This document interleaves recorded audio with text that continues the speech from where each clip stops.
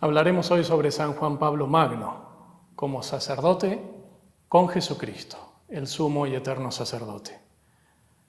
Cuando hablamos de San Juan Pablo II, ya de alguna manera es innecesario resaltar la magnitud de su figura, la grandeza de sus obras, en bien de la Iglesia, en bien de las almas, en bien del mundo, la misma influencia de San Juan Pablo II en la historia. ¿Y por qué ha sido así? Ha sido por lo arrollador de su personalidad, por su carisma, por sus dones personales, por su inteligencia, por su visión. No cabe duda que las causas son múltiples y su modo de ser tiene parte.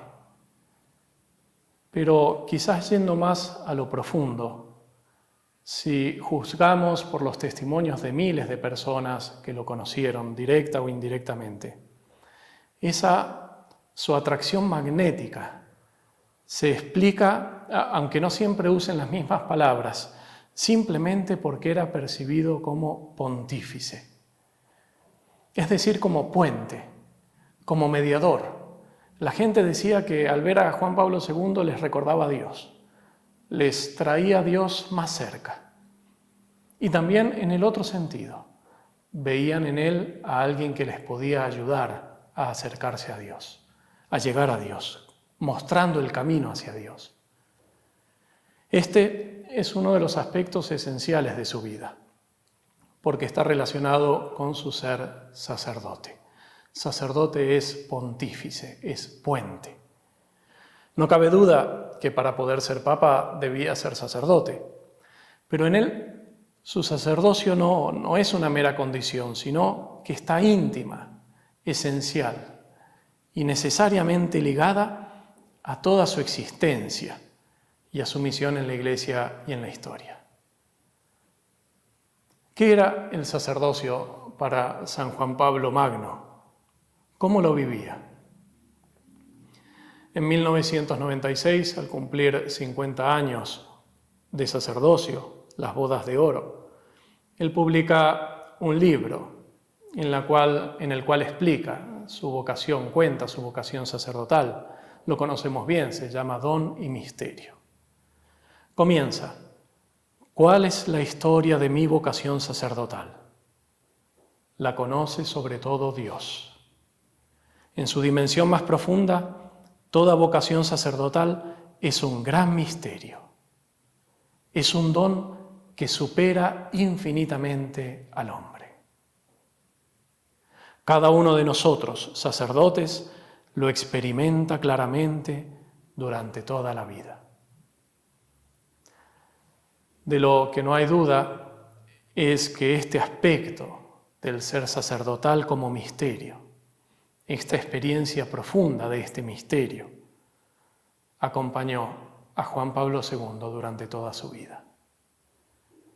Cuando en el mismo libro desgrana la historia de su vocación, él va señalando algunos aspectos esenciales que la han configurado, aspectos esenciales de este misterio de su sacerdocio que lo acompañó toda su vida.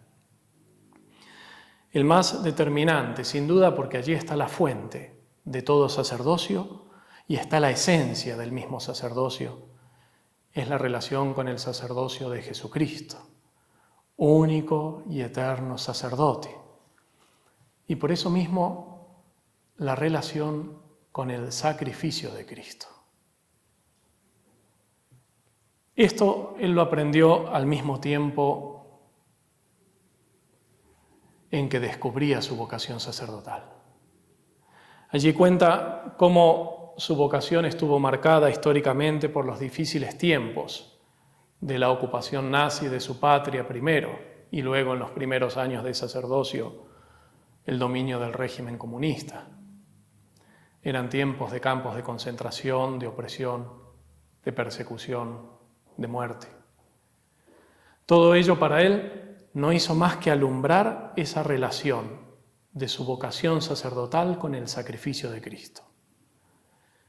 Así, por ejemplo, nos habla de un compañero seminarista que junto con él hacía de acólito en la misa del arzobispo de Cracovia cada día, Jerzy Sajuta. Dice Juan Pablo II, un día él no se presentó. Cuando después de la misa fui a su casa, supe que durante la noche había sido detenido por la Gestapo. Inmediatamente después, su apellido apareció en la lista de polacos destinados a ser fusilados. Y reflexiona él, habiendo sido ordenado en aquella misma capilla, que nos había visto juntos tantas veces, recordaba a este hermano en la vocación sacerdotal, al cual Cristo había unido de otro modo al misterio de su muerte y resurrección. Menciona también en este libro otras historias de muchos conocidos suyos muertos durante estos tiempos, para concluir con una bellísima reflexión. Dice, he hablado de todo este sufrimiento y muerte para subrayar cómo mi sacerdocio, ya desde su nacimiento, ha estado inscrito en el gran sacrificio de tantos hombres y mujeres de mi generación. La providencia me ha ahorrado las experiencias más penosas. Por eso es aún más grande mi sentimiento de deuda hacia las personas conocidas, así como también hacia aquellas más numerosas que desconozco, sin diferencia de nación o lengua, que con su sacrificio sobre el gran altar de la historia han contribuido a la realización de mi vocación sacerdotal.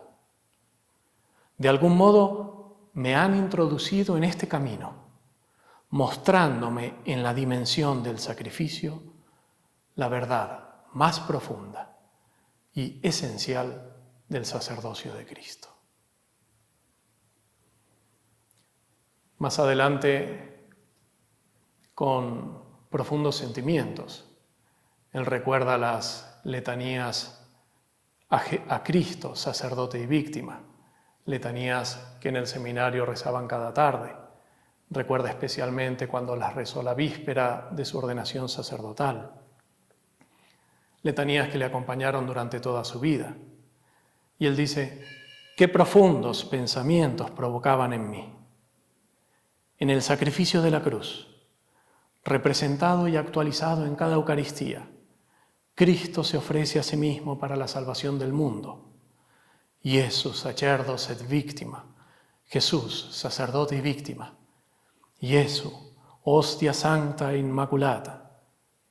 Cuánta riqueza teológica hay en estas expresiones. Y continúa él, Cristo es sacerdote porque es el Redentor del mundo. En el misterio de la redención se inscribe el sacerdocio de todos los presbíteros. Esta verdad sobre la redención y sobre el Redentor está enraizada en el centro mismo de mi conciencia. Me ha acompañado en todos estos años. Ha impregnado todas mis experiencias pastorales y me ha mostrado contenidos siempre nuevos. Hablar del sacerdocio de Cristo es entonces hablar de esa unión del sacerdote al misterio de Cristo Redentor. Redención cuyo centro es el sacrificio de Cristo en la cruz. Sacrificio que el sacerdote perpetúa en la celebración de la Santa Misa. Es allí, en la misa, donde el sacerdote es más propia y plenamente pontífice, mediador. Por eso la Santa Misa siempre estuvo en el centro de toda la misión, de toda la acción pastoral y misionera de San Juan Pablo II. Explicamos al inicio que la gente lo percibía como mediador, y él lo era. Acercaba a Dios a los hombres y acercaba a los hombres a Dios. Sin embargo, cuando hablamos de su vida, cuando hablamos de los frutos de su acción y de su presencia, cuando hablamos del alcance de su influencia espiritual en la Iglesia y en la historia, de alguna manera ese misterio, no sabría si decir desproporción, sigue estando allí. Aún así es difícil entender cómo es que era tan fuerte esa atracción que San Juan Pablo II ejercía sobre las almas. Cómo era tan notable esa presencia de Dios que él llevaba a todas partes. Quiero decir que, sin duda, que su ser sacerdotal se expresaba y realizaba en lo propio del sacerdote, que es ofrecer el sacrificio de Cristo con Cristo. Pero al ver los frutos de su vida sacerdotal, uno piensa que además hay algo más profundo y que se refiere a él personalmente y que es quizás el modo de llevar a cabo esta función de puente.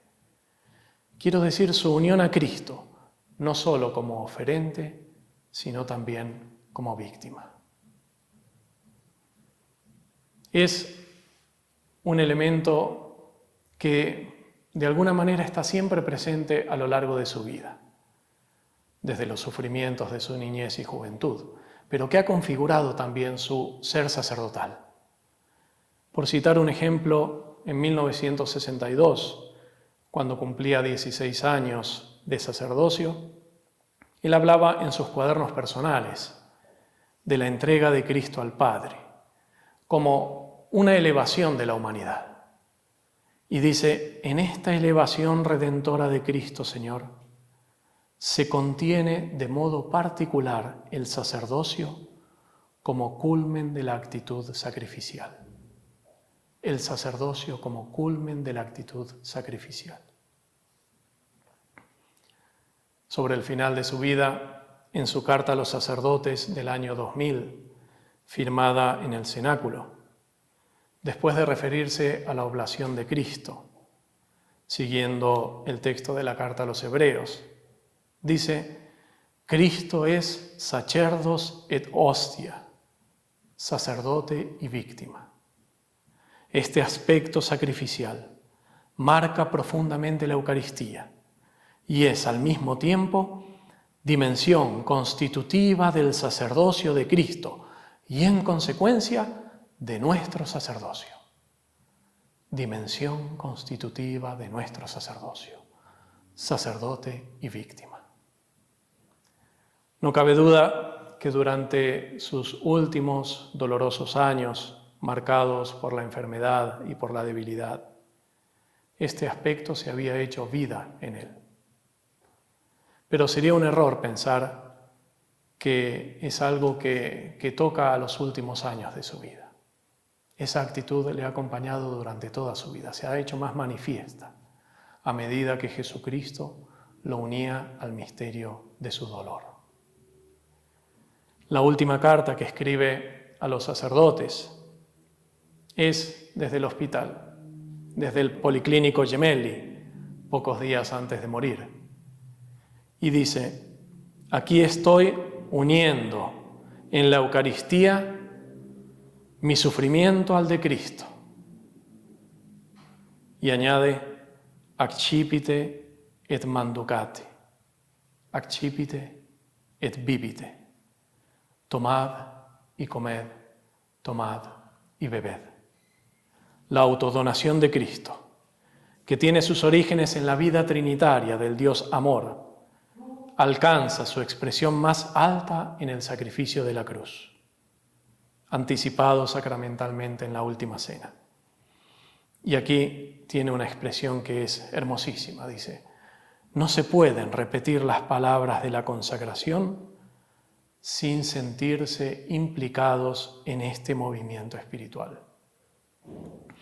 En este sentido, el sacerdote debe aprender a decir también de sí mismo, con verdad y generosidad, tomad y comed. San Juan Pablo II lo hizo hasta su último suspiro. Podemos decir entonces que el secreto de su modo particular de vivir el sacerdocio y de los innumerables frutos de su sacerdocio estaba en lo que él mismo, por pudor espiritual, quizás no se animaría a decir, no se animaría a manifestar, en la magnitud de su ofrenda en sacrificio para el bien de la Iglesia, en el modo de vivir su sacerdocio, como víctima unida a la víctima divina que es Cristo.